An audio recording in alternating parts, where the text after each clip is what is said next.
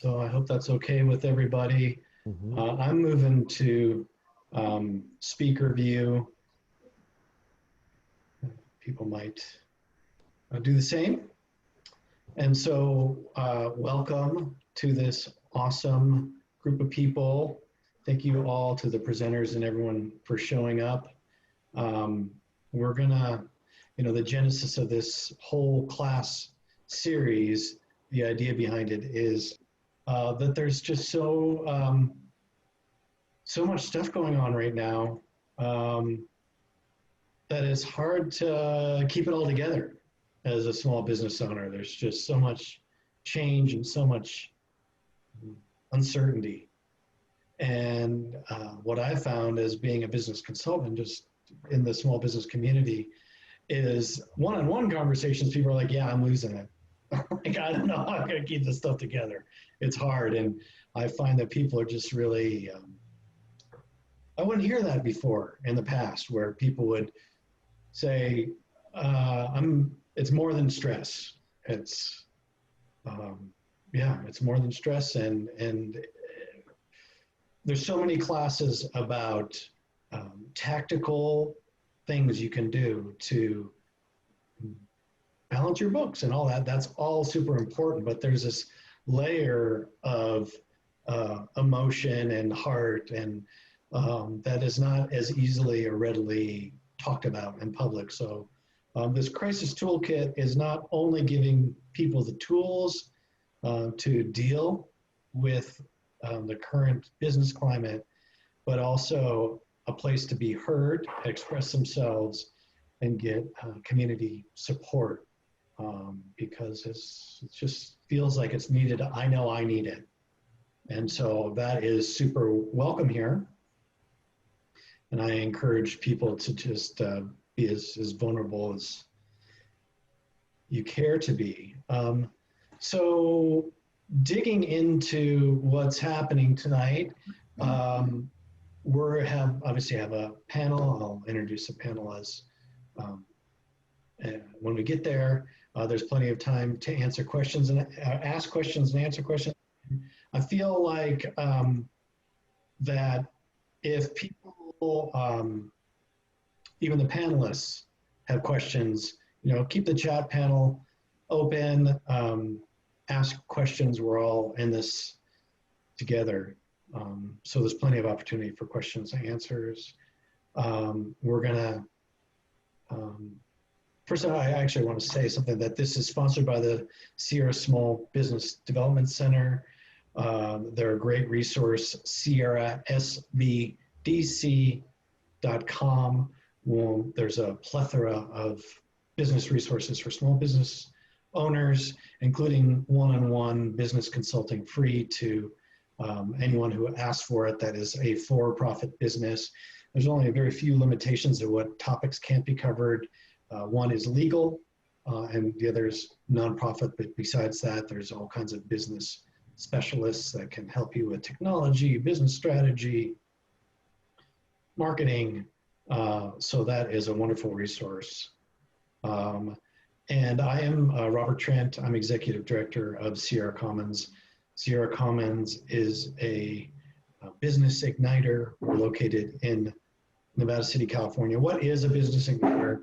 Well, we help local businesses, entrepreneurs, solopreneurs start and grow their business. And we do that by business education like tonight, one-on-one mentoring, and co-working. So we have a co-working facility in Nevada City, which was just, the indoor co-working was just kind of shut down on Monday because of COVID.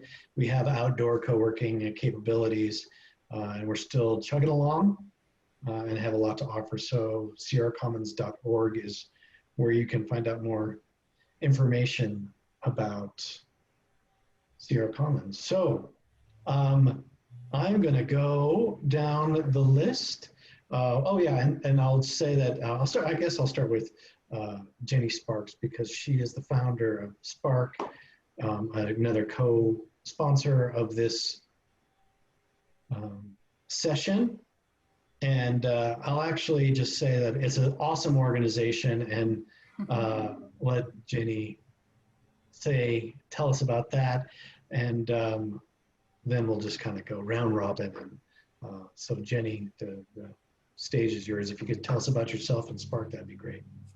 Great. Well, thank you, Robert. Yeah, really appreciate you letting us jump in here and be a part of this. And I'm always excited to talk about SPARC. It's been it's my third child, really. It's my baby to get this going. So it's really great to see it grow into something that people are finding beneficial for them for networking. For those who don't know, SPARC is actually stands for something. It's not named after me, although it just seemed like I just named it myself, but it actually stands for seeking professional advancements through relationships and connections. And that's really the basis of what we're trying to do, is to get people off their computers, which sounds really funny right now, and to get them into a room with real people, making real connections. And not just business connections, but personal connections, right? Making some friendships. And especially in a small town, that can be really hard to do because you don't know, where am I going to meet people? Where am I going to meet people of my own age? And so really the driving force for us was to come up with something that was different from what is available, and how to provide a really safe space for young professionals to connect. And they don't have to just be, business owners. It's young professionals as well. So it's anybody developing their career, not just their business, is more than welcome to join in, because we know it can be really lonely out there when you're trying to really build your network up and build up your connections. So that's where we're trying to provide that great space, and business resources as well. So that's part of what's great about connecting with you, Robert, is that we can provide this other resource for people that may not have known that you existed. They may not know about the SBDC, and we're helping facilitate that connection. So that's our whole thing. Excellent. And you have quite a bit of experience in HR and business operations, and that's, as far as a young professional, that's what you also bring to the table too. Is that right? Right. Yeah. And that was part of my goal with SPARC as well, is that I did HR by myself for a really long time because I didn't really know where else to meet HR people. And so it was kind of lonely out there until I really could meet some other professionals. And I've joined the Sierra Human Resources Association, which is really awesome. They're my resource when I need them for all HR needs. So once I found that, I was like, we got to share this, right? We have to bring this bigger to people. So we're trying to go big, right? We got to hit all the professions. We've got to hit everybody and get them together and know that they have a support structure in our community. So. Yeah, cool. Well, there has to be this is more than serendipity. We're here in fire season. Sierra Commas is a business igniter. Your last name is Sparks. The group is SPARC. I mean, and we're igniting young professionals. Something has to happen here. Better have a fire extinguisher next to all of us. Yeah. Cool. Well, I never know which order to go to, so I just look down at the participant list and just kind of go down the list. So Jacob is up next. Known Jacob for quite a while. He's landed at a place that, from my observation, seems like a perfect fit for Jacob and his marketing skills. So Jacob, you want to tell us a little bit about what you're bringing to the table and what your expertise is? Yeah, absolutely. So, I joined in with R&B Communications, which was a local IT outsourcing firm, started in 2002. And I joined them a couple years ago and started building out our digital marketing services, our business marketing services division. So what we bring to the table in that regard is a framework for local businesses marketing, also for businesses that have a wider reach than local, where we help them focus on their marketing foundation, their active searchers, their passive prospects, and essentially be able to boil down all of the many, many different things you can do in marketing to a really clear, understandable framework around, well, what should you do first? And then what comes after that? So helping businesses understand their marketing and then deploy really effective strategies. Yeah, excellent. Well, I just, I've been doing marketing for quite a while myself, and I just spent an hour with Sean, who was on the meeting here, and we just really got a lot out of it. And it's amazing how much your company offers for free to the public. Anyone that asks for an analysis of their website or the power of social endorsement is huge, and there's just such a wealth of knowledge from your company. So I'm looking forward to continue learning from you. And up next, the next victim, Ean Price of Moxie Bookkeeping. Actually, I always call you Ean Price, but it's Ean Price Murphy. Moxie Bookkeeping. Ean has led several classes for Sierra Commons and just has super practical advice for financing and keeping your books in order. So Ean, you want to tell us a little bit about yourself, your company? Yeah, I am the founder and co-owner of Moxie Bookkeeping. It is actually based in Brooklyn, New York, although I live here in Grass Valley. I turned it into a company after freelancing for a while back in 2003 when I hired my first employee, who is still with us. And we help small businesses break through the fear and frustration to finally understand their money stuff. And we use a system called Profit First to give people at-a-glance clarity without spreadsheets. So we tend to work with what I call right-brained entrepreneurs, people who are creative, maybe even a little chaotic, and have far, far better things to do with their time than fit little numbers into little boxes, but still really need the information at the other end to help them make smart and strategic decisions.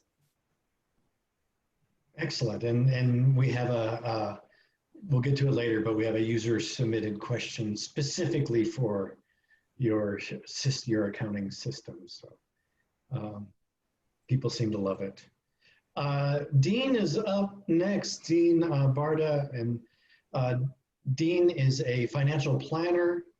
And what I'm interested in, and what I hope you cover tonight, is for many businesses that are struggling to keep afloat right now, there's still ways to plan for the future and do some financial planning. So Dean, you want to tell us about your skills and your company? Yeah, I'm off mute. Just want to make sure I'm off mute. Hi, guys. So yeah, Dean Barda, certified financial planner, and I'm a wealth management advisor at Apple & Associates.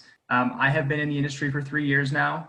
I am self-employed. I run my own financial planning practice under Apple & Associates, and we offer fee-based investment management and financial planning.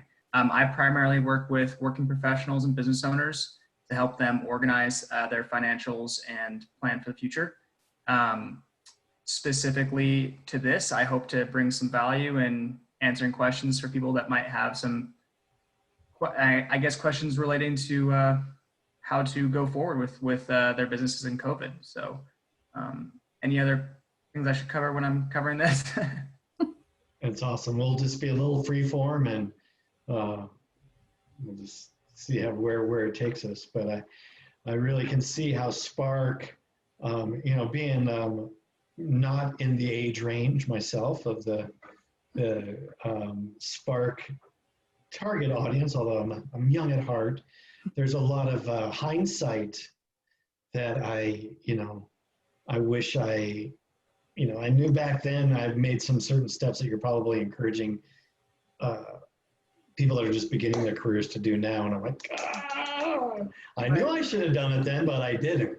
If I would have done it, in a lot different situation. But no regrets, but it's just, I think that there's a lot to offer there, Dean. So good on you. Great. Well, we just have a few other people. So I just want to, Charles, you want to just say a quick hi and unmute yourself and introduce yourself if you feel comfortable doing that? What you hope to get out of this?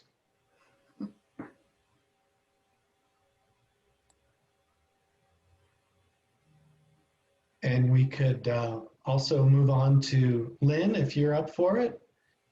Introduce yourself and maybe pick a couple things you'd like to get out of your time spent today here with us.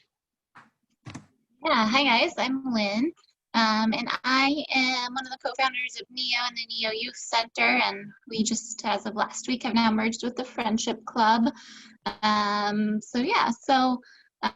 Just a lot of insight. I think there's so much changing constantly that I think I'm really just looking for insight, especially how to run and navigate. So, Okay. SPARC committee, so I'm a part of that as well. Okay, I'm not sure if everyone else missed it, but you broke up a little bit. Could you just repeat real specifically the goals that you want to get out of tonight? Yeah, just as someone who helps to run a nonprofit, just looking for, creative ideas and resources to help get through this time. Excellent.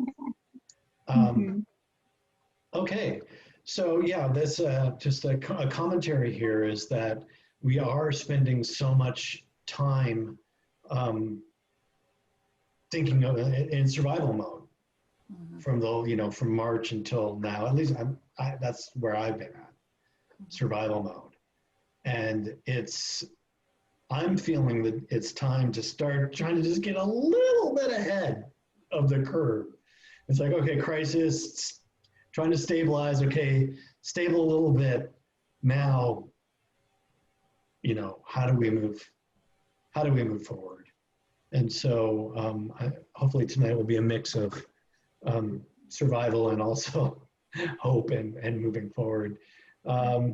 So the next section now, and by the way, we have chat if anyone wants to add some questions in chat, especially when people are presenting, you can put your question there. We're going to just take about 10 minutes each for each presenter to share some insight. We'll go around and do that. And then there are some questions that people have submitted that want answered, and we'll just take it from there. So Jacob, if you're ready to go, it's funny because everyone keeps on moving in the order. So right now, Jacob, you're on the list. It's all you. I feel it. What should I cover? I don't know. What should you cover? Aren't you prepared, Jacob? Come on. I guess you're a marketing professional, right? Yeah, I kind of spoke with somebody recently about it, and I said, the first thing before you get into any marketing is that you have to understand, like any business that's going to be successful is always built on being able to satisfy the needs or wants of a particular audience or market. And so in most cases, if businesses have been affected during this time, it's not because those people have disappeared. Their needs and wants are still there. It's just there are some additional obstacles in place around how to get those needs and wants satisfied, because where they may have gotten satisfied before without the without physical contact being a barrier, like you throw that into the mix, right, requires a pivot. So that's kind of the first point, is like pivots, that businesses need to be nimble. They need to have this ability to pivot and think, okay, our audiences still need what we have. If any of you have seen any of my other presentations, Google Trends proves that. There were very few changes in Google Trends in terms of what people were searching for, with day-to-day services throughout March, April, all of that, and on to today. So people still need it. They just need some things in different ways. And so the first thing that businesses have to do is be nimble and think about, how are we going to pivot and adjust how we're offering our services so that people can still get their needs and wants met through us. So if that hasn't happened, then it is very hard for a business to really do much more than that. If you, as a business, were before getting your customers through people walking by, seeing your store, coming into your restaurant, and then you were kind of blindsided, like, what do we do? People aren't doing that now.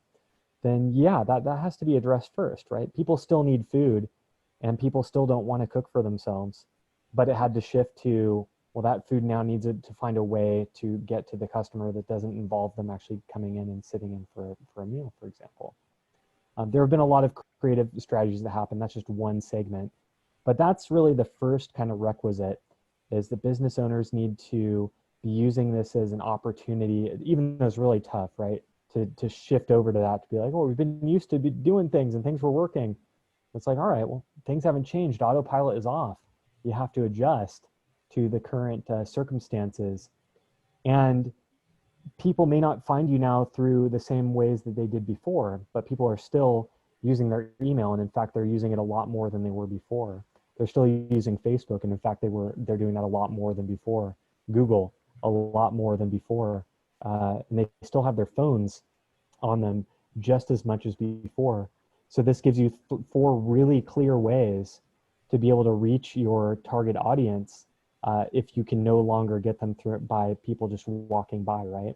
It means that if you're collecting, if you have their phone numbers, if you have your customers' phone numbers, but you don't have their emails, well, guess what? You can call them and get their emails. If you don't have their phone numbers, but you have their emails, well, guess what? You can email them and try to get their phone numbers. So those are 2 very kind of low-hanging fruit ways to stay in touch with your client base. Facebook and Google are the main platforms that people are using to continue to find and look for what they need. Google mainly as an active search platform. So people are still looking for their services, still going through the intermediary of Google to try to find it. If you're not showing up in the Google local pack, right, there are strategies for how to show up there more easily in that local map when people are searching for you. There are strategies to be the clear choice amongst the competition and be building up your reviews and your reputation. And then Facebook is really the place where you are running your awareness campaigns and your remarketing campaigns. Facebook allows you to upload all of your current subscribers and past customers there, so that whether they're able to receive your email or not, every time they're on Facebook, they could be seeing you. They could be reminded of you and what you're offering. It's also a place where you can be running awareness campaigns to new audiences, people that would be a great fit for your products and services. They're just not happening to wake up, looking for you right now. People don't go onto Facebook to look for much more than trouble, but they find a lot more there. And so that's really where you run those campaigns. So in a quick kind of overview, that's the 1, 2, 3 of it, right? You need to be able to pivot your business model and your sales model to meet the circumstances of the time. You can't expect that it's going to go how it was before. If your business, and then secondly, if your business was all word of mouth before, you're going to have to include some of these strategies that you may have neglected now. If you were a technophobe, if you thought, oh, we didn't need email marketing, or we didn't need to do anything on Facebook, we didn't need to pay attention to our Google presence. Well, guess what? Now you need to, if you want to keep this thing afloat. And third, go after the easiest stuff that you can get at. If you don't have emails, but you have phone numbers, go get those emails. If you don't have phone numbers, but you have emails, get those phone numbers and stay connected so that your word of mouth network doesn't totally deteriorate around this time, that you can still do what you can to keep it alive. Excellent. There's a lot there, Jacob. So thank you for that. I have a kind of a follow-up on what you were saying, and the restaurant example is one. I recently taught a e-commerce class, and as you know, we live in a tourist area, and there's some stores on Main Street that cater to tourists. And the example I like to use is there's a store that sells candle holders. Mm-hmm. And that a tourist, let's say, I'll just make up a scenario, a couple come and they are shopping, and they're like, oh, well, we can get, so-and-so a birthday present, and this candle would be perfect for them. And it's, a $35 candle. Mm-hmm. And now, with the changes, there's not a lot of foot traffic. And if they went online, they put this $35 candle holder or candle up on the web, and Amazon is selling it for $11.99. Yeah. And they can't, they are still selling a candle. Yeah. But it's fundamentally changed. So for example, one of the things that we came up with in the class was, well, what if you did, okay, here's the Valentine package that has a candle, the candle holder, you know, this accessory, that accessory, this accessory, and it's the perfect stay-at-home Valentine's with the recipe and, you know, this package, and it's $99. So they're still selling the candle, but they can't sell it for $35 anymore. Yeah, it's an interesting challenge, and it requires a pretty significant pivot to how they think about their business. So people are obviously still selling on Amazon, and there are models to create profitable businesses on Amazon. It takes a lot to learn those models, but there are also coaches and people that specifically help in that area. It usually, you know, starts with determining, hey, what are people searching for on Amazon that they're not finding enough of right now? And then it means that you have to then go out and find suppliers of that where you can get that item for cheap, mark it up 30x times, and then sell it.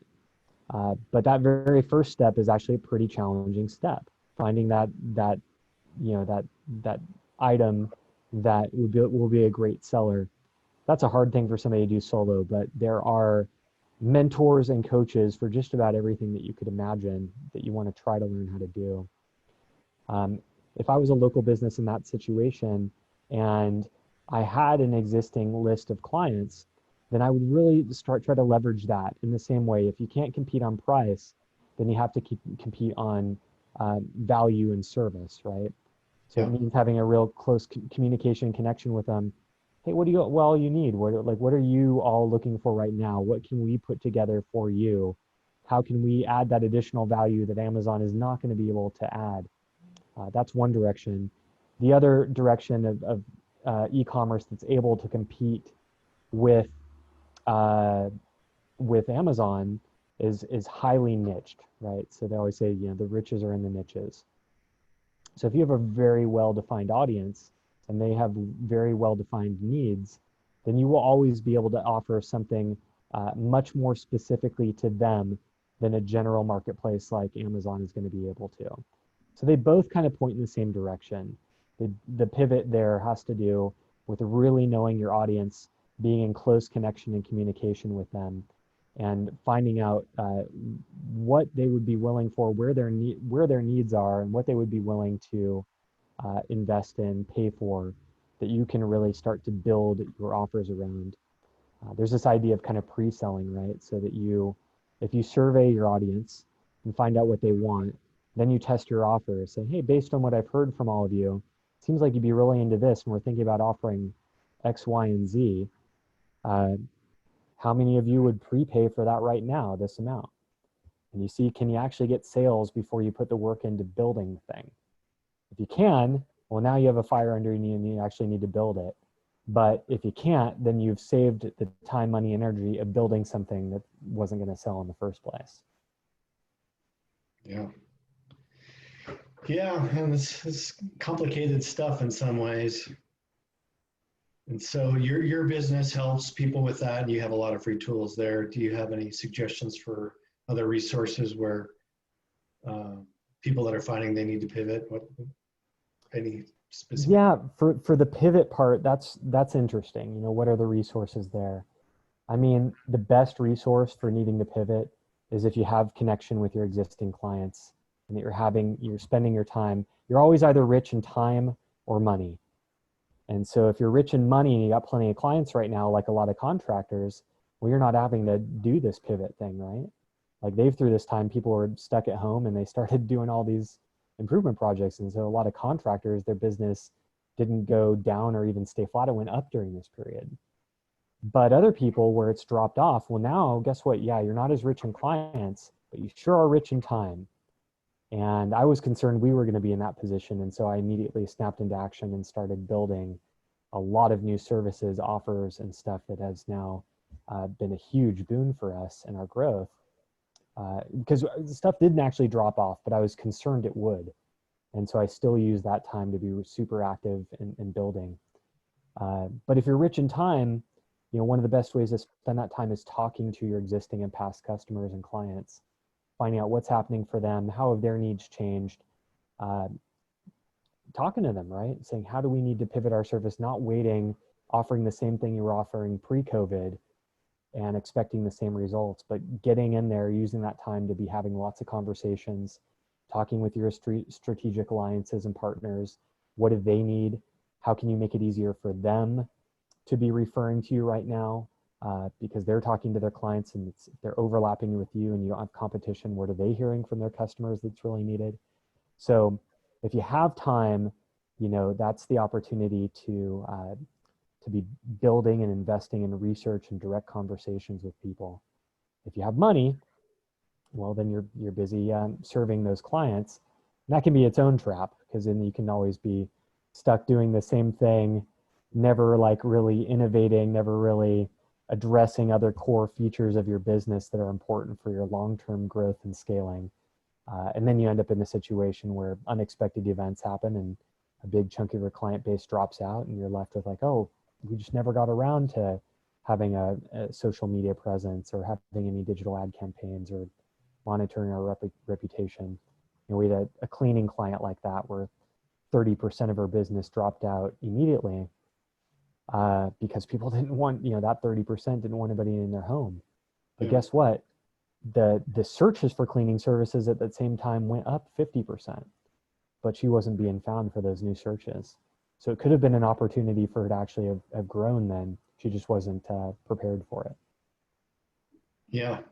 And maybe that advice about calling past clients is really would have helped her, which is a good segue to modern ways of networking. And Jennie I think that's her topic. So that's a perfect segue about building relationships and how to network and business socialization. So you want to address that, Jennie? Sure, yeah, I will do what I can. Yeah, like Jacob said, you really should be laying the groundwork now for anything, right? Why wait until a situation comes and then you go, oh shoot, I wasn't prepared for that, right? All of this is building that foundation to what you're going to need later, right? So with SPARC, where I was saying, you want to build your relationships, build your connections, so that when you do need something, you can go make that ask to that person, and they'll be more likely to help you because they're your friend, right? You don't just call somebody out of the blue that you've never met before and say, hey, can you do something for me? And can you do it for free, right? No, it's not going to happen. If you've built that connection with them already, they're more willing to help you out, more willing to give you that advice, maybe refer you to somebody that can help you with that issue or with that question, because you've already put that work in. And as an introvert, it's a lot harder to do, of course. I always found networking to be a horrifying experience. But so you started a networking group, right? It's funny, right? Yeah. And the whole reason that it even came to be was because I decided to stop being afraid to do something, right? I decided, hey, instead of talking myself out of going to this event because I got a lot of anxiety, it's really stressful, and I just decide, never mind, don't go. You're not gonna do it. You're just freaking yourself out, so don't do it. I decided to do it, just like baby steps, right? You go with a friend, right? So it's less nerve-wracking to go and meet new people, right? Because you've got the buddy system. And that really helped when I joined with the Grass Valley Chamber in the ambassador group, because I was meeting in a small group, I was making some friends, and then when you would go to that ribbon cutting or that mixer or whatever, I still had that person that I was with, right? And so meeting the new people wasn't so scary. And then you just start to go okay, I can do the next one. I can go to the next one, and you just keep going because it's fun. And then I realized, I can do this. Anyone can do this, right? We can do it. And then I thought, maybe they don't know that. They don't know they can do this. They need somebody who's going to support them and tell them, yes, you can. You can get out there and do this stuff. You can get out there and network. You can get out there and do whatever it is you want to do. Just don't be afraid to do it, right? Be okay with, like, maybe you're not going to be so successful that night, you know, networking, but who cares? If you went, you had fun, you made one connection. That's all that really matters, right? It doesn't matter how many business cards you had when you left there. Was it of value to you? And then maybe was it of value to somebody else that was there? You know, if I just reach one person with this conversation and they say, yeah, you know what, maybe I should just stop being afraid and go, you know, do that virtual event that I'm afraid to do because I don't want that camera on me. So turn the camera off, just be there and listen. And then, you know, when you're comfortable, turn it back on or don't, whatever. But I have found that by not being afraid to do these things, it has just opened up so many opportunities for SPARC and for me in HR and just in everything. I mean, I've joined a few of these events and I reach out to maybe the speaker afterwards, right? That's how I met Megan Newhouse that presented at our group. She was on a lunch date series with Eric Kershat, who was amazing. Talks about networking for introverts, which is where I really was like, okay, this is great. He's like speaking to me, right? This is great. And he's helped encourage me to do this. And, you know, making that connection was awesome. And then I reached out to Megan and was like, I really liked your presentation you did on clarity and isolation. It really spoke to me. It's great. Let's connect. She's like, sure. Yeah, we do. And then when I asked her, hey, will you be a part of my series? She was more than happy to jump in because we had already built that relationship a few months before. And so just to Jacob's point of laying that groundwork, being ready to pivot before you even really need to pivot. It's just being there, being open to change, not being afraid, and just go with the flow of it, really, at this point is, you know, I mean, we can't be too rigid in our way of thinking anymore because you're not going to get anywhere with that. Like I said, with just even with business, if you're stuck just doing one way, you're not going to get anywhere. You have to think of all these different avenues, how you can help your customers. And you do have something to give to them. You have something that they need. You just need to figure out how now to get it to them. And so if you can find that way, it's amazing. And it's all about those building relationships again of if you've really had a great connection with your customers and you've stayed in touch with them or you provide them with a product that they give great reviews to, how amazing is that, right? You've already built this up to where people are going to want to refer you again, and they'll be looking for those things that you're going to be providing now in this whole pandemic and think, oh, how did they just turn that around? And now they're still going to be relative to me or, you know, relevant to me. And, you know, it just all comes back to just being in the now with all of it, right? You've got to stay connected. You got to do it. You got to just not be afraid. Like I said, like I just had to get over that fear of it and like, just be human and just be okay with being vulnerable and be okay with, you know, maybe not having the right thing to say at every moment and, you know, just being out there. Was there a tipping point for you where you're just like, I'm going to let go of this fear? It's still there. It's not as bad. But yeah, I mean, I always just told myself, like, don't do it. It's not for you. It's going to suck. Just like avoid it altogether. Right. And I just missed out on so many things. And I just got to where I'm like, I don't want to miss out on doing these things. I don't want to miss anything anymore. And so it just had to outweigh that fear, right? Of what was I going to get out of this that's going to really help me. And just push the fear down for that bit. And you can feel that later, however you want to feel after, but, you know, just go for it. And yeah, networking, even when we started the group, we all talked about how we hate that word. Because when you think of networking, you're thinking like, I'm going into this room with a bunch of people I don't know. It's going to be awkward conversation. They're just going to be trying to sell me their product or service. And I don't want to be there, right? That's not fun. And so we really talked about that early on of like, we don't want networking to be like the word that we're going to use, right? We want it to be relationships, connections. We want it to be community and making friends. So we really worked to try and create something different with the events. So, the business owner insights, the mentor moments, the raffle, the meet and greet part, it all was input from the young professionals who were like, I don't want to go to that boring old networking event that is everywhere, right? So we really wanted to create something fun and different and engaging. Yeah. That's where people were at that moment, COVID, right? They're like, I don't want a boring old networking event anymore. Right. Yeah. And then COVID comes, right? And this is actually, yes, we were on a good run. We were doing really so great. There's a user submitted question I think I'm going to throw in here. Is Carrie asked about, that word of mouth is so important. Mm-hmm. And you've been talking a lot about networking. And so, yeah, there is the friendship and the relationship, but there is also a hope, or it's a business networking, so it is for business. There's, on social media, there's sharing and liking and recommending and things like that. But I'm sure as HR goes, if you're looking at 2 resumes and someone that you trust says, oh my gosh, you would be so lucky to hire Jane. I worked with her before. That goes a long way. Oh, yeah. Well, this person has a Harvard degree, but this person, my trusted friend, says, hire her. Right. You're probably going to hire that person. So right.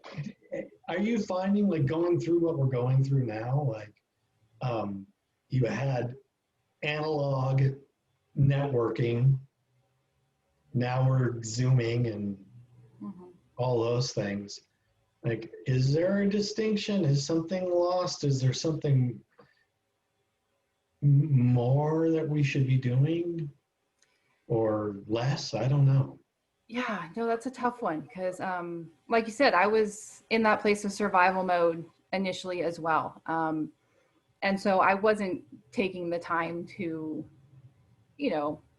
binge on Netflix or read a good book or work on my professional development, even reaching out to friends. Like, it just wasn't happening at first, right? Because I was in this zone of, we got to keep the business open. We got to keep our employees employed. And what can I do for that? And shout out for SBDC, right? All the webinars that they were doing on understanding PPP loans and, just the CARES Act and everything that I was needing to know at that moment was my world. Networking was not my world for a few months, right? Yeah. And it was pretty depressing at first, right? When everything shuts down and this thing that I was working on so hard has to stop. And I didn't know how to pivot at first. I was like, how do I take this human experience of being in person and building relationships virtual now? Because it's a very different platform to do that. So I didn't even know how to begin with that. And I was in that survival mode. So it's really hard to give suggestions to that, because then, like I said, if you're an introvert, you already were then like, I'm not gonna network virtually. That is so intimidating to have this camera on you and all these people looking at you. And now we're at kind of this point where a lot of people are just tired of it. They're like, I just want to be in the same room with somebody and I want to have a drink with them and I want to give them a hug. And I just, we need to see that light at the end of the tunnel that we're going to get to that. And so I think some people are even at this point, like, I'm done with Zoom. I don't want to be on Zoom anymore. I want to be in a room with people. And I totally understand that. And I want to be there too. And so it's really hard to figure out how are we supposed to then keep these connections and still make it feel wholesome and real and valuable when it's virtual. So we're still like working on how to make that of value right now. How do we get people to still find value in being connected and building these relationships when there's so much going on in their world that it's just not top of mind. So yeah, it's a tough question. And I really like what you said about how you saw a presenter and then reached out to them personally afterwards. And that's probably a good technique to do that. So take a group setting and move it to one-on-one is something that I picked up. Because you make that one-on-one connection with them and it feels so much more comfortable to just, I reached out to Megan and I'm like, hey, let's talk. And then we just start chatting and it's way less intimidating to do that than if I were to ask a question at the end of her session and go, hey, Megan, will you be my friend?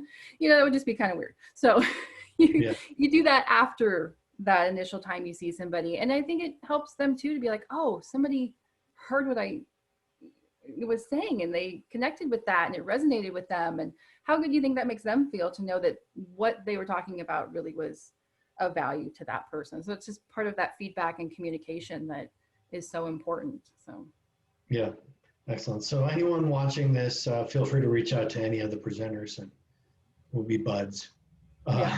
Be my friend. I'd love to be your friend. I really do. I love people. And like I said, with being in HR, I mean, you have to love people. You have to want to see them succeed. And I just like being that facilitator in any way I can. You know, if I need to help you get to that level you need to be to do your job, great. If you just need some more professional development, great. I'm just happy to facilitate that for anybody. So. Okay, cool. Well, let's move on. And thank you so much, Jen. That was excellent. We're going to shift gears here, and Dean is talking some nuts and bolts here about dollars and cents. So you want to take it away, Dean? Sure. Yeah, of course. Thank you guys for having me here today. And hopefully I can bring some value to everyone who is currently on this and will be watching in the future.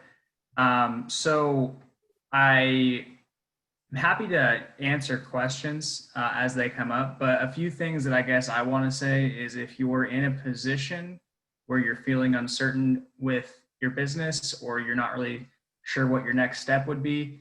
I mean, I'm not a business marketing professional like Jacob, and I'm not ultra good at digging into the exact bookkeeping numbers like Ian is. So what I'm really good at is just kind of identifying the big picture and really just focusing on what the overarching goals are and how you're going to attain them, making sure that the financials line up. So a few things that I guess I could kind of briefly go over would be one, it's really important to understand your income and your expenses. And I'm sure Ian would 100% agree with me on that one, especially if you're feeling uncertain. I think really digging into, you know, where the money's coming in, where it's going out, and using that to plan is extremely beneficial and important if you're feeling like you're not really sure what's going on.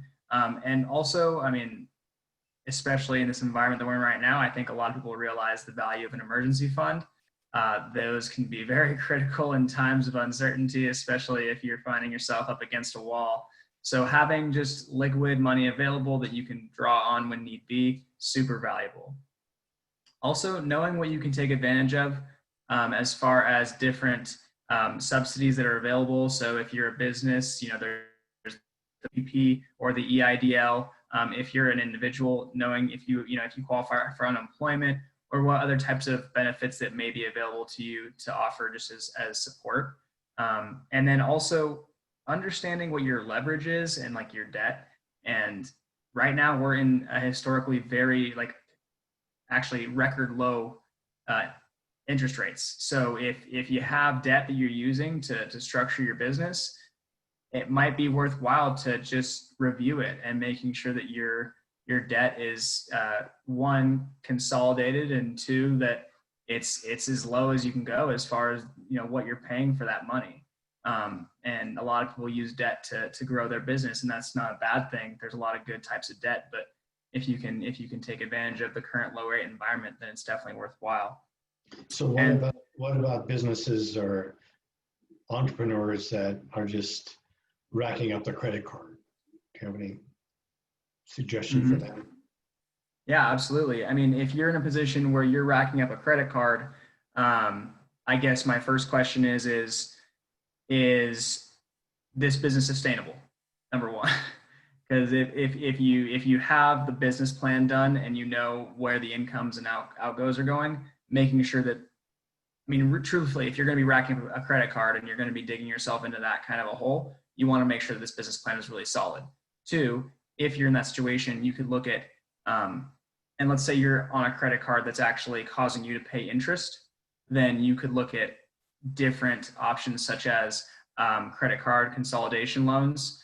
Those are available, or you could also look at something like a credit balance transfer, where you can actually open up a new credit card that has a 0% interest rate for X amount of time and allows you to transfer your balance onto that new card. So if you're trying to buy yourself time, you're in a weird spot where, like, all right, I know this is going to work, I just need to buy myself X amount of time. That might be helpful. Does that answer that question, Robert? Yeah, totally. Yeah. Okay. And yeah, I mean, obviously it's a case by case basis. I mean, just so you guys know, I am a financial planner. So when I give things like this, when I give scenarios, obviously I should always say it's on a case by case basis. Don't ever take anything I say in this general context and use it as advice. If you have a specific question, please come see me. That being said, lastly, I would say, make sure you're keeping focused on the long term. Short-term volatility has a way of just making everyone freak out and also have a hard time keeping their focus, I guess, and maintaining their integrity of what their original plans were. So I would say have a really solid plan, be adaptable with that plan, but also unwavering in achieving that plan. So like a few people have mentioned so far, being able to pivot, being adaptable, like obviously you need to be able to do that. You don't want to just crash yourself into a wall, but understanding how to climb over the wall and then get back down the other side and ultimately you're just trying to get to a place. So yeah, happy to answer questions as they come up. Thank you. Yeah, I think a perfect complement to what you just spoke to, Dean, is Ian's ability to allow people to look at their finances and their business, and even if things are not as rosy as they'd like to be, they still get to pay themselves and maybe even put a little bit away for the future. So Ian, you're up and save us, please, from financial ruin. I'll do my best. Okay. So one of the things that I just want to talk about sort of as a context to this larger group is, we really have a very well-rounded perspective here. And what I mean by that is, if I think about sort of the business hierarchy of needs, right? The way that we've got the personal hierarchy of needs, you can't do anything if you're not making sales. So the first step is to make sure that you actually have some income. And if that has been what's fallen off dramatically for you, then you may or may not be ready to talk to me yet, because I would caution against paying any consultant, myself included, if you don't have a plan for your income. And so that would be a great moment to reach out to Jacob and get that marketing plan in place. Or if you have zero budget, to reach out to Jennie and really start working your networking skills. If especially if the local community is your primary reach, you're not trying to go big online. So knowing kind of where you're at in that stage is super important, because the place that I feel like I can really help is, as you said, sort of identifying where are things going right, where are things going wrong, where are you over or even underspending in your business, so that there is money left over to set aside, so that you can talk to Dean and he can make that kind of long-term plan with you. So depending on what level you're at, whether sales is really your issue, or whether profit and keeping that money is really your issue, or it's the sort of peak of that mountain of how do I leave the best legacy with my money? How do I really make that work in a long-term way for me, my family, and my community? I think, Dean is the little snow-capped mountain on that. So He's the sugar. He's the sugar on top of the sundae. Yeah. The cherry on top. So yeah, so what I feel like I do a lot with business owners is, like everyone's saying, try to prepare for that moment. And, I love how bubbly Jennie is. I love hearing people say that they're introverts who don't seem introverted. I totally consider myself an introvert, which makes some people laugh and some people totally get it. But just this idea of like getting comfortable with being uncomfortable and getting the plan for what's happening. And yet I also have in my personal experience, like, great, wish you had told me I needed a plan 5 years ago, because here I am, you know, scraping along the bottom here, you know, bruised and bloody and still no plan. And, you know, I think there's always a way up from there. It doesn't always look like what you want it to look like. It doesn't always feel how you want it to feel, but being, you know, the clearer you can get on where you're trying to go, the easier it will be to figure out how to get there by just taking one step back. And so that I find that a lot of the principles that I talk about for business have an application in personal life, right? So similar to what Jacob was saying about the food delivery, right? So if people still, you know, have to eat and they still don't want to cook for themselves. So if I'm a restaurant and I've been completely shut down and maybe I don't have outdoor areas that I can seat people, then what is the one step back right now that I can do? Well, takeout, you know, or maybe even delivery, or, you know, now that things are opening up, maybe a food truck would be fun. But again, if I'm very clear about what I want the outcome to be, then I can start to try to relax myself into a place of creativity or brainstorming. And again, that's where a network can really help you. Most of us turn to friends and family for our business advice, when often our friends and family are not business people.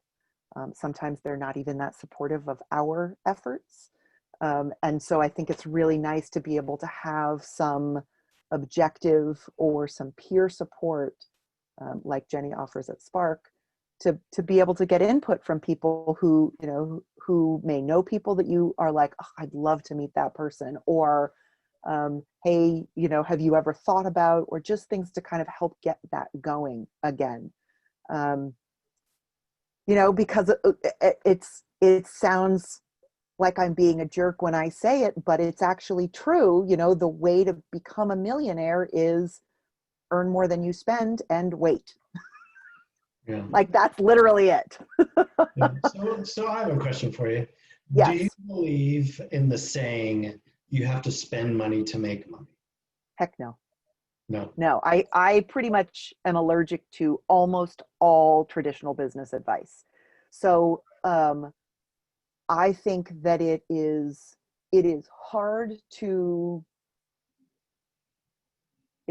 move forward quickly without financial resources. That, yes. And I think that is probably what is meant by it takes money to make money. But I feel like that has been misinterpreted into saying, if you spend money, you will make money. And that just kills me, right? Or the one that I feel like that leads to, that I am also deeply allergic to, is, how can you afford not to? You know, come on, don't tell me what I can afford. Yeah. So I think there's definitely opportunities, you know, places where an investment of money will save you an investment of time. But if you don't have the money, then spending it isn't going to help you. You know, that gets to that credit card debt, which is the most expensive way that you can borrow money. And that's what led to my bankruptcy, right? I was just like trying to get to my next paycheck, and okay, well, I guess I got to put gas and groceries on the credit card again to just get through. But I'm waiting on that shift. I'm waiting on that, you know, whatever. And it nothing is guaranteed. And I just didn't have the financial literacy to see how problematic that was. And I was doing all of the tricks. I was getting the 0% card and transferring balances, but they charge you 3% every time you do that. And I even got to the point where I hired a credit repair agency without, again, having the experience or the knowledge that a lot of those places are totally bogus. And they took, you know, a lot of money. And because I was such a good negotiator, they actually saved me $20. And that was it. And I was like, that's crazy. So don't try and do it alone. Please don't try and do it alone. It's so painful and lonely and rarely gets you where you want to go because you can't see past your own bias. Yeah. So Ian, I'm going to throw one more question at you there's another question. Stormy has a question about, you have a profit first model. She's watched your videos and is looking for a pointer as to if you have anything printed or any resource there. So that's one Yes. question. And then the other for me is, I'm a big, help people with business strategy. And I think actually almost everybody here is helped with strategy in some way or another. But as a small business owner, I have very limited funds, and it's becoming more and more limited. My business dropped off a cliff. Maybe I have a contingency fund, but I'm eating through that. And I know I have to pivot. And I could, we keep on using restaurants. I could buy a food truck, or I could, do takeout, or I could, I don't even know what, but these other options, and it does each one of them. Oh, but now I need more equipment, or now I need planter boxes to set up the outside dining, and now you have to spend some money. Like, how do you kind of gauge which one to go for and when to cut it off, or how to budget for that? Like, I only have so many resources. I could try all these things, but I have, limited money. Yeah. So I'm going to answer the first question first, which is on our website, moxiebookkeeping.com. We actually have a resources page where you can download the first 2 chapters of the book. And I've got a little, I think it's called 4 Simple Steps to Keep More of What You Earn, which is basically profit first. I have a Facebook group, Profit First for Creatives, and if you ask in there if I don't have it already, I will make it for you, because those resources are useful to me too. And sometimes I just need someone to be like, what I'm really looking for is this, and I'll be like, oh, let me whip that up. Yeah, we've got calculators, all sorts of things. So just let me know what you need. Second question is the reason that I like the pivot that we were talking about going from in-house dining to takeout, is because that's a very short distance from point A to point B. It is using all of the things you already have, including your expertise and your staff, to do the same thing in a different way. And so for someone like you, where you have an indoor co-working space, which is no longer allowed to function, your pivot, which you've already done, is to say, well, let's move it outside. And then of course that works while the weather is nice, but if it gets too hot or too cold or too rainy or too snowy, that no longer serves. And so then as you do that sort of first momentary, where do we pivot now, to take the time to assess, what would that co-working space look like? And maybe it's no longer shared spaces, but still a shared something. So I remember you saying, for instance, that there was going to be potentially that teleconferencing room. And so is there a way to, again, using that same thing, have the ability to offer to your members ways to sort of broadcast themselves, right? So I'm totally going off the top of my head here, but that's what I would say. I would say, for someone in your position, I wouldn't say go buy a food truck unless your previous life had been as a chef and you were like, let me go back to, I didn't love that job. I left because the hours sucked and my boss was a jerk, and, but I actually love cooking. Then that's a very reasonable pivot again, unless you got to buy a truck and all the equipment. So then I would say, well, then, so if the idea is, here's a second skill I have, could I, rather than buying a food truck, could I reach out to my network now and say, when you order from a place to eat, they're telling you what you can order. I have the skills of a professional chef and I will create you whatever you want. You want me to cook you a week of meals for your family so that that's one less thing on your plate? Because I know that you're both working full time, and I know the kids are home, and I know they're trying to homeschool, and I know they're in your face.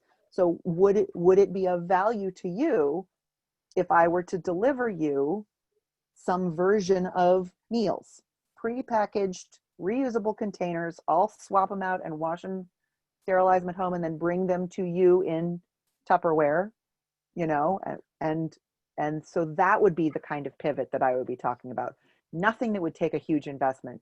Things that solve a problem that you know people you already know have with a skill you already know you possess, that takes as little time and money to start as possible.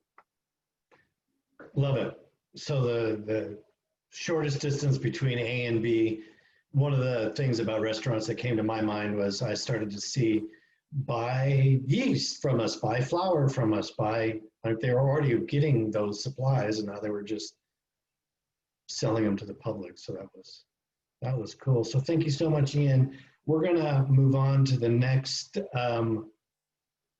portion of this discussion, and I'm actually going to post in the chat 3 questions that I'd like each panelist to take a stab at.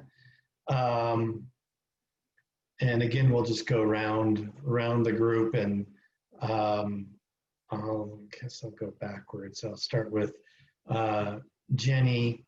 And if you could just briefly say, like, if you just one thing for people to take away from their time spent with us, what would that be? I think I know what you're going to say, but I'll wait to see if you confirm that. What do you see changing in the short, near, and long terms as far as what's happening? And I know it's like, if we all had the answer to that, we'd be writing articles from the New York Times. So I know it's like, I don't know is probably the best answer that some people can give for some of this. But I thought, hey, I'd try to figure it out by asking you what this is, and any personal stories about what you've done in your business. I think that people might find that relatable. So for your reference, it's in chat, and Jennie, if you feel comfortable doing that, take it away. Okay. Do you want me to address all 3 right now, or are we doing one at a time? All 3, yeah, let's go. All 3, okay. Okay, you ready? Okay, so most important takeaway that I would say is stop being afraid of networking. Just don't be afraid of it. Be okay with being human and vulnerable, and accept who you are, because who you are is great, right? I mean, there's no need to hide that. And there's something I have here that was actually just shared on LinkedIn today by a friend of mine that I wanted to share, that says, whether you're an introvert or an extrovert, you have something to share and give that others deserve to hear. So go forth and connect with purpose. And it was just so relevant for today. I had to share it. And it talked about that connecting with someone by sending them a personal message on LinkedIn.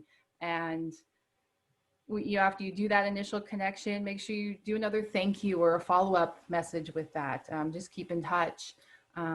Ask if they're interested in one-on-one conversations that you can have with them and get to know them better. And the last part was just grow, grow, grow. Just continue to grow yourself and your connections in a meaningful way, right? We don't just want to keep adding to our number count. It's, if you've got 500 people you say you're connected to, do you actually really know those 500 people? And I'm pretty picky when it comes to what I'm going to accept, because if somebody just sends me a request and if they don't send me a message, they're not even in the same field I am or career path I am, I go, what are we going to provide to each other? So unless you give me that message of like, oh, because I think it would be of value because XYZ, right? That makes sense. So with this, Jennie, would it be fair to say that you're kind of going into the number 2 of like short term is build your online network or reach out to people individually? Is that a short term step? Yeah, I mean, it's definitely, baby steps into it. You don't have to jump into like connecting with the world. You can just connect with people you can connect with now or in the community, whatever. But it could build into something else, right? I mean, I didn't just jump into, I've got this group and now I'm presenting to something. That didn't happen overnight, right? This has been years of work of getting to the point where this was where my opportunities led me. So you can't just think, oh, overnight you're going to have this success. You're going to have all that money in the bank you wanted from that sale. You're not going to have everything you want right away. That's part of our journey, right? Is to figure this stuff out as we go. We get help as we go along, and we use what we have available, and we change it up as we need to. But yeah, I mean, like I said, it's those friendships, those connections that really will get you farther than if you're trying to do it by yourself. I had to learn that I don't need to know everything right away.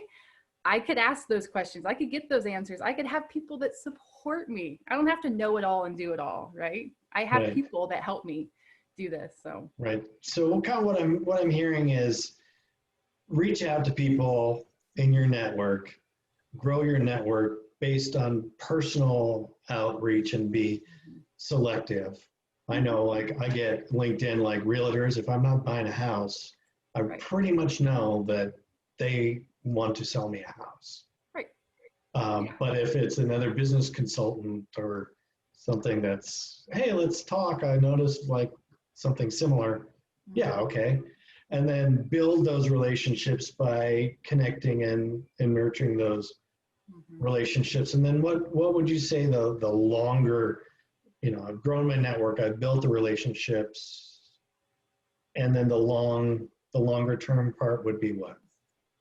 Well, I mean, really at that point then, after you've done all that and you've got all these resources, everything, you can now even move into now that mentor part, that now you're helping those next people. That could be your long-term goal of, now that I have built this up, I've gathered all this information, I've been helped so much, now what else can I do for those people, right? So now maybe it's you doing outreach to people that you think you can help, instead of the other way around. So it could be where you get to that point of you're the mentor, you're the one people want to know, and you can provide something back into the community, which is really the whole circle, right? We get something and then we give something back. So yeah, cool, Jennie. Well, I know that you did, your personal experience is definitely coming out of your shell and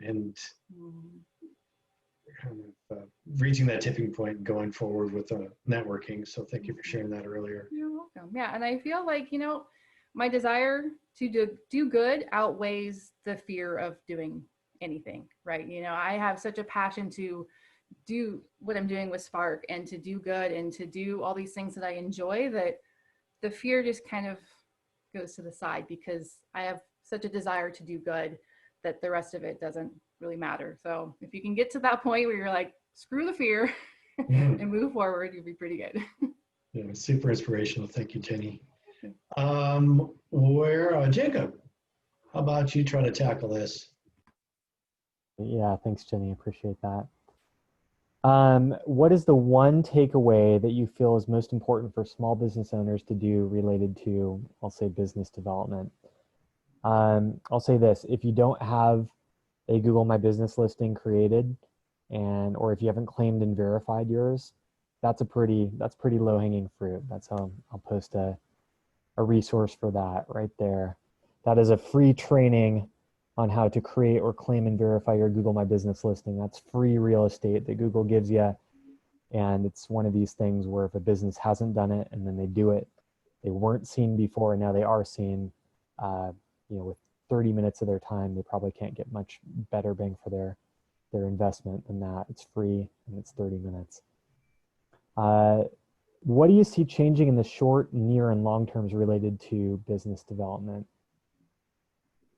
This is cool. So short term, advertising costs are down right now because lots of advertisers have dropped out.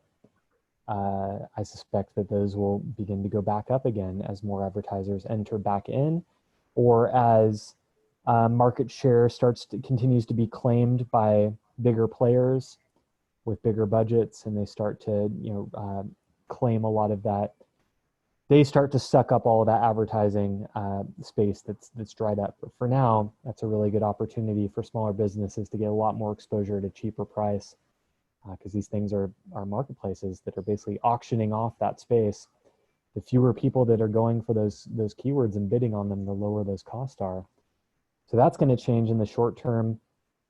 In the midterm, technology, business development, social media, marketing platforms are always evolving. So I expect that we will see another disruption in that space in the midterm.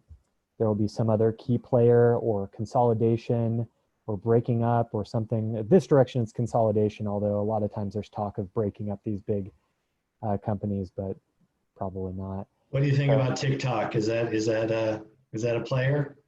Oh, for sure it's a player, but if it gets if it were to get outlawed in the US, as there was some attempt to have, there would be some outcry about that. But TikTok's a serious player. It's been on a faster growth cycle than any social media platform in the history of social media. So yeah, that one's not to be neglected. We haven't added it to our services yet because I basically just haven't picked my 15-year-old's brain to learn enough about TikTok. Soon, I'm behind the times. And then long term, the thing that I expect and hope will happen is that all of the big platforms that currently make billions of dollars off of our data and that we don't get anything back for that we will actually our data will start to be like an asset that we actually get paid for, and that there will be big changes that will follow in the line of trends that are happening in Europe, and that there will start to be policies in place that protect more of our data, and that companies actually have to pay for that, and that will actually become a revenue stream for every individual, is that simply by agreeing to share portions of their data, they will get revenue back, and they will get more relevant offers. So advertisers will benefit from that individuals will benefit from that.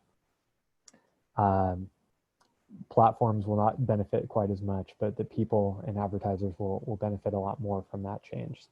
That's a hopeful, but I could also really see that happening in the longer term. A personal challenge in my business and how we've responded to the changing business climate. Well, the personal challenge, I mean, back in February, March, when we realized, okay, this stuff is getting real, like we just didn't know. We just how big of an impact is this going to have? For all of us, we said, okay, well, we're all basically capable of working remotely. We have that technology in place. We can make use of that. We already do a certain amount of that. But how many of our customers are going to have to start pulling back on their services, or how are customers going to respond to this? Who's going to go out of business? How is this going to be affected? And I think I shared, the main thing I knew was well, I can't do anything about our large macro circumstances. I can't do that much to save our customers' businesses. They're going to make the choices that they make under the circumstances.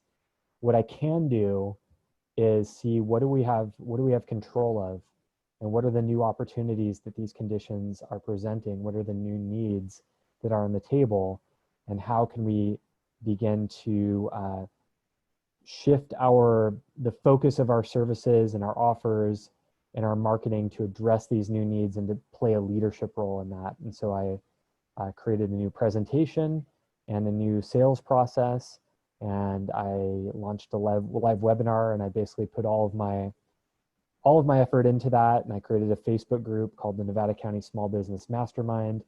And I just threw everything I had at getting people into that webinar, getting people thinking about it, and getting our company just bringing on a lot more businesses. And I framed all of it so that we would attract businesses that were not going to look at this situation with fear, but the ones that were really wanting to proactively engage with the time and circumstances we were in. And it's worked. And it was such a gift for us. I would not have moved as swiftly I would have not have moved with as much like passion and energy had circumstances not, sort of forced me to take that crossroads. And so I'm glad I did, and I'm glad that it's worked, and a lot of businesses have benefited from us playing a leadership role during this time. Yeah, a couple things come to mind is like the necessity is the mother of invention. Times are changing, so let's change with it. And it sounds like, what Ean was saying about going from point A to point B is a short distance, is taking these things online, making some new programs and pumping it out. Yep. Seemed like a smart thing to do. So that meetup is on, could you tell us a little bit more about the mastermind group for the Nevada County folks? Yeah, the Nevada County Small Business Mastermind is open to all small businesses and decision makers in, basically Western Nevada County, although wouldn't exclude Eastern Nevada County. But, it's like our home territory here. And the idea is like, hey, a lot of these networking environments that people have been going to physically aren't available. So how do we continue to network virtually, support each other virtually, mastermind virtually? So that's the idea. So we grew to over 100 members really quickly in that. We have a Wednesday night, virtual happy hour. And then we've been talking about the chamber for them to kind of co-opt that and look into other associations that want to co-opt that and just use that as an opportunity, because there aren't chamber mixers right now. None of that's happening. But all of that's still a really great environment. So we can do what we can virtually. So that's basically the effort of it. So it's a place to post resources, inspiration, connect with each other, and probably the essence of it is having more one-to-one networking opportunities, and then virtual happy hours and networking opportunities. That's what it's been, and that's what I'd like to see it become more of. Yeah, the thing that really inspires me, and I see with SPARC and Jacob, what you just said about your meetup group, is it's not like I'm doing this because I'm selling something. It's I want this to be in the world, and so I'm making it happen. And just by doing that, it's creating this goodness. It's helping everybody, and I think that's the magic that's happening right now. That's super cool. Yeah. So thank you, Jacob. And now it is Ean. You up for answering the 3 questions? I'm always up for answering questions. So I think one takeaway, I think the one takeaway is get comfortable with being uncomfortable. And I think that, that's not specifically related to my field, but that's the through line. And so what that translates to in the world of small business finance is, if you don't have a handle on your bookkeeping, you are flying blind. And it's much easier to get somewhere with a GPS than it is one of those old fold out maps. So, make use of the technology. I offer a free service that I call the Quick 5, where I will review the 5 most important reports in your QuickBooks with you: your chart of accounts, profit and loss, balance sheet, accounts receivable, and accounts payable, just to get a sense of, is there anything that I see structurally wrong with your books? So if you've been doing your own bookkeeping, or if you have a person doing your bookkeeping that you don't know how to supervise, I'm happy to do a free consultation on the Quick 5 and just sort of tell you if there's anything I see or if things are okay. But if you know that you are, 6 months behind on your bookkeeping, it would be worthless for me to even try that. So again, get comfortable with being uncomfortable and just make time and get it done so that you have that important data to work with. So maybe, so moving on to the next thing, the short term might be revisit your books. Short term might be revisit your books. Yeah, I mean, I think that I am a pessimist by nature. So I sort of feel like we're in it to win it. I don't see any relief coming anytime soon. I think things are going to stay really hard. And you know, what I saw in my business when I was, you know, in business in New York City during 9/11, which was 2001, and then again in the recession of 2008, is my business tends to lag about 6 months behind everyone else, because when the bad things first happen, you know, everyone does turn to their books and wants to make sure that things are okay. And then as, you know, businesses don't recover or recover very slowly or go out of business or any of those things, you know, it takes a while for that to trickle down to me. So I'm still looking out at the horizon and waiting for my wave to come, because I think it's going to be a long haul. And I think that the key to all of this is relationships, you know, having strong relationships with your family, your friends, your community, and the people that you're serving in your business. Unless you know what it is they want and you feel like there's a good bond there between you, things are going to get rough. Yeah. Well, I kind of feel the same way, but I'm remain hopeful, and that would probably be the long term. Have a goal and at least have something to work towards. And patience. Yeah, be very attached to your goal. Be very flexible in your journey. Love it. Yeah. All right. I think Dean, we didn't get a chance to hear your input on this. All right. I'm happy to throw my input in as well. So key takeaway that I would say is most important for small business owners. Truthfully, I would say just focus on, you know, what you know is giving you a return. You know, I'd say put your head down and grind and find the things that are most profitable for your business, that are working the best, and focus on that. You know, I mean, if it's a matter of just digging in and clawing your way back to comfort level, then, you know, that's just what's going to happen. As far as what do I see changing in near short term? Wow, that's a big one, because there's a lot of stuff happening right now. I don't see interest rates going back up anytime soon, and neither does most of the other financial world. So there's that. I see that market volatility in the stock market is going to continue, and it could possibly increase. I mean, we have an election coming up here shortly, as I'm sure many of you are very aware. So that's going to be hugely impactful to your investments and all that stuff. So that's, I guess, if you're asking in relation to my specialty, which that is. So yeah, those two things. And then I will happily share a personal challenge that I have experienced in my business. And I won't actually relate it to the current climate, but it kind of goes with the same theme. So when I got into being a financial planner, I guess backstory, I was working in solar before I got into financial planning. I was doing sales, and I was making good money. You know, I had a very comfortable job. I wasn't in any way, didn't need to make any change, but I decided to make a change because I wanted to see my career go this direction. And I decided to jump into being a financial planner, which I was told, make sure you have some savings set aside because you're going to need it. I didn't even get close to anticipating what I was going to need or how long it was going to take me to build my business.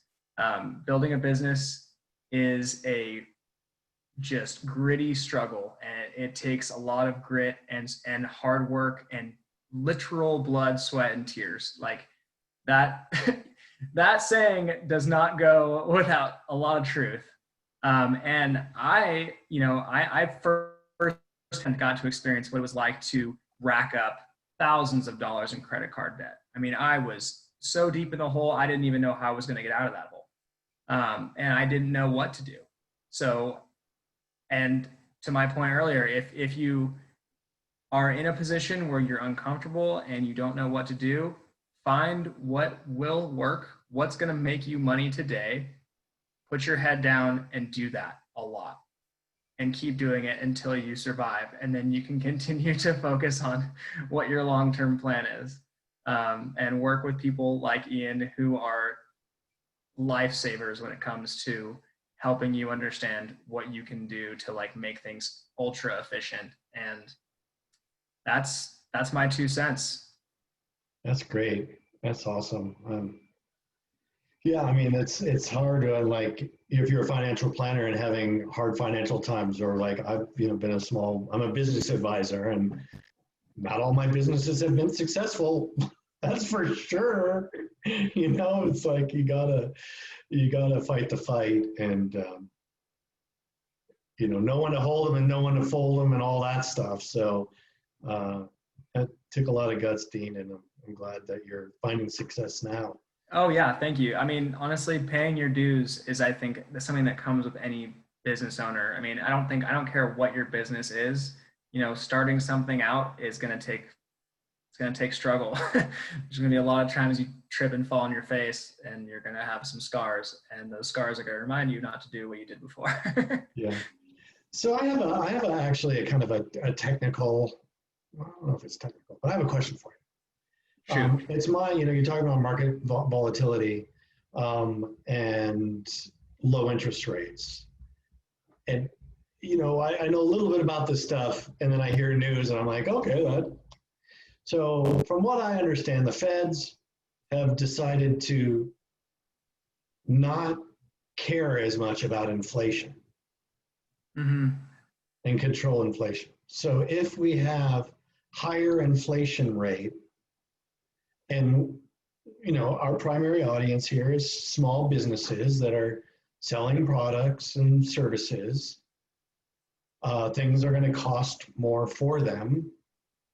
And how does that work as far as like, well, it's a struggle to get business, but cost of living is going up. I can't raise my prices, or should I raise my prices? And maybe like, can you address that a little bit? Are you fearful, or do you anticipate that there's going to be a skyrocketing inflation? Okay, great question. Yeah, so the Feds did come out and say that they were going to focus on keeping an average inflation level. So yeah, basically what that means in the short term, they're not so worried about monitoring and controlling the inflation level so long as it maintains the long-term average. So do we see inflation going up? Some people could say yes. However, I think with where we are right now, I mean, just to kind of be clear on what the cause of inflation is caused by the driving up of demand and the lack thereof of supply, right? So when we have huge amounts of purchasing and a really roaring economy, that's when inflation can start to get out of hand. I think that where we're at right now economically, I don't like we were all saying, it's not going to get much easier for a little bit. So I think that the developing of the economy is really what's going to keep, in my opinion, inflation at bay for now. So I guess from the aspect of a small business owner, that wouldn't be something that I would immediately be worried about,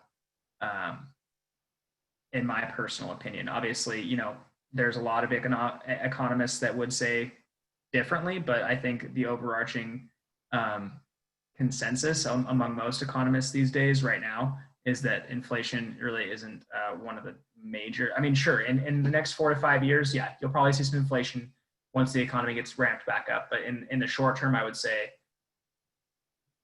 just paying the bills and staying afloat is really what the current fear or concern is. Okay, I'm gonna rest easier tonight. Thank you. Good.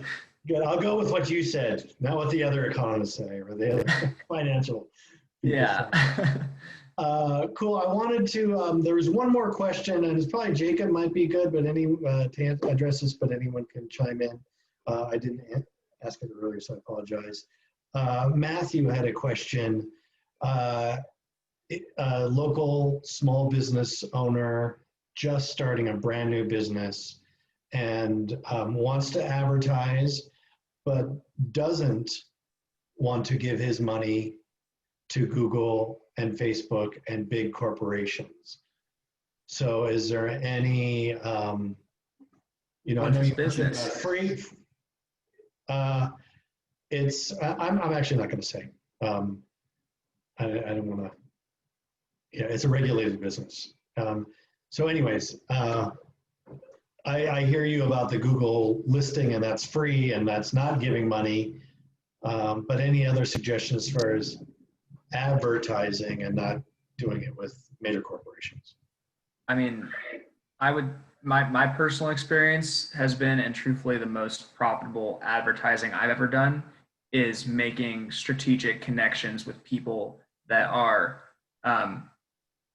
connected to your industry. They may not necessarily be, you don't obviously, like, it may not necessarily be a competitor, but somebody who's a complement to your business. Having someone like that on your side and in the know of who you are and what you're doing, so that when they come across someone who can help you or that you can help, they're able to easily just, so I guess word of mouth and referral based, but intentional, strategic alliances that you make with local people that can be complementary. Yeah, like Sierra Commons and SPARC and SBDC, for example. Fantastic partnerships. I have something to add to that. I'm sure, Sure. Jacob, you do too, but I'd love for Jacob to have the cleanup better because he's going to say something brilliant and I can't follow that. Yeah. I would just sort of add to what Dean is saying, which is I actually think, there's a way to kind of turbocharge word of mouth through what I think of as strategic partnerships. So, not just find one person who could think of you to refer to from time to time, but find someone who has a good audience who's in a shoulder niche and see if you can do some kind of value exchange, co-write a blog together or something that can really get you exposure, not just to their brain and who they're thinking about, but all of their audience. And so think about who are the people that, even if you don't know them, you could be offering tremendous value through, that they could essentially give you that referral partnership advertising. Excellent. That's all good. Yeah, very much agreed. There are really just only ever 3 ways to get customers. Word of mouth, right? Active searchers, people who are looking for your services right now. And then passive prospects, people that are a really good fit. They just don't know, or they have some limiting beliefs around getting started with you. So if you think about word of mouth, that's your existing network. And then that's building your existing network and your client base. And then that's really just thinking about how else can I incentivize people to be talking about me and referring more people to me, right? So in a way, you could spend dollars, or you could spend time, or you could spend energy on that. All of that would be an investment in ways that you could leverage your word of mouth. When it comes to the active searchers, that one's tough, because where do people go to search? They go to Google. So you can make use of some of the free stuff. You can, invest in your reputation, and your reputation is not paying Google directly, but if you at least have a listing that's free, and your reputation is either free if you do it yourself, or if you hire some reputation management like services that we offer, then you're not investing in Google, you're investing in a local business and a partner in that. So when you say that, just for clarification, you're meaning if someone gives you a 5-star rating, Yelp review, those types of things. Yeah, those reviews, and then leveraging those, right? So posting those then on social and on your website, and reminding your existing customers, hey, look what all the cool stuff that I've been doing for people, right? So that also then carries over into passive awareness, right? Other people will see those reviews, like, oh, what's all the buzz about this new business? Maybe I should check them out as well. So then you've got all of your guerrilla marketing tactics that don't really involve paying a Google or a Facebook directly. And that's all the ways that you work with strategic alliances, and that you get the word out through local business. And depending on the business, wherever there are people and eyeballs, you're making agreements, arrangements, asking for favors to get your message in front of the eyeballs you want to get it in front of. So those would be ways to continue to spend your advertising and dollars and or energy and try to get a build, but you can still be thinking in terms of that framework. How can I really maximize my word of mouth customers and referrals? How can I go after, active searchers, like the people that are looking for me right now? What are the areas that I can focus on there? And then what kind of passive awareness campaigns can I run? You can do those things on Facebook, but without advertising, but you need a network, and you need to have been somebody who's really invested a lot into social up to that point, where you're on it a lot, you comment a lot, you've got a lot of people. Every time you post something, you're one of these people that gets 100 comments and all sorts of engagement and activity. If you've built that sort of social media capital through just time, effort, personal style, obsession, whatever else it's taken for you to do that, I wouldn't know. That's not my area. Then those would be some ways to bypass paying money directly, although you're still using the platform, so indirectly you're still contributing to their growth and success. So, yeah, it's all great stuff, Jacob, and everybody. Thank you for that. Well, we're winding down here. This is a kind of a free form. Anyone want to get any last thoughts in, discussion points, share resources or anything? We've certainly got heaps of resources. I'll share a little. This is another thing in the chat here. This is about a 30-minute presentation just on the current market conditions. I did this back in March, but not a whole lot has changed. This goes into a lot more depth around some of these frameworks I've been sharing here tonight. This roadmap presentation, it's a good one. Great. Yeah, I'm always blown away by how businesses offer free content. I know it's content marketing, but it's also just, back in the day, like I old guy, Silicon Valley, the .com days, and there was I have this idea, but I'm not going to tell anybody. Yeah. Sign this non-disclosure. Now it's like you get an idea and you're like, hey, I got this great idea. Yeah. Out there. It's a lead with value concept, exactly. Yeah, and it's just so great to see everybody sharing, sharing economy and sharing everything. Like this class shared, it's going to be online. I will make sure that the presenters get links and everybody gets links to the video. It might take me a day to get it to you, so just be patient there. I appreciate that. Also, I want to let you know that Machen McDonald is presenting next Thursday, and his topic is getting your mojo back, which I think is just killer because, well, it's just everyone got kind of winded, like, bam, what hit us? Oh, it's disorienting. Okay. All right. Now what?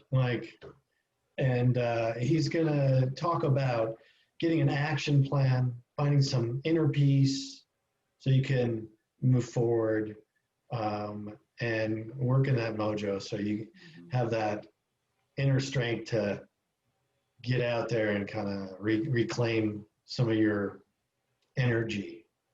So that is, I'm looking forward to that. So I'll send out, with the link, I'll send out information on registration.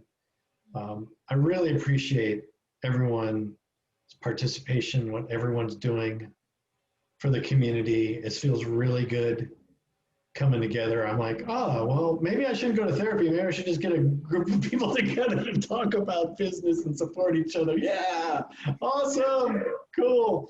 So thank you all for being my therapists and teaching me. Well, thank you, Robert. I mean, it's all just goes back to the heart of what we're talking about, collaboration and sharing ideas. And it's a beautiful thing. We're helping each other out. We're supporting each other. And that's really all we can do at this point. So, yeah. So, hey, Jennie, I know you have a Facebook page. Is that the best way to get a hold of SPARC? Yeah, so for SPARC, we do have the Facebook page, and we don't have a website as of yet, although it is something we got to get going. But it is under the chamber umbrella, so we have to kind of work that with getting on the website there. So Jacob, I'm sure that'll be on the list. Yes. I know a guy. Yeah, so we'll get that there. But yes, the SPARC Facebook page. And then if you have any questions about SPARC, you can always just reach out to me, or you can call the chamber office and they will answer if they can, or direct back to me. So probably just come straight to me is the best option. So, and I got LinkedIn, I got Facebook, and you can even call me at work if you really want to, although I'm usually here. So, but yeah, I'm out there, getting out there. Excellent. So just a shout out to the SBDC for supporting this. I'm going to send out a survey. If everyone could fill it out, that would help us all move this program forward and get your feedback and make improvements. So with that, thank you so much. Have a great evening, and let's keep on keeping on. Awesome. Bye, everybody. Thanks, Have a good everybody. night. Bye, y'all. Thank you.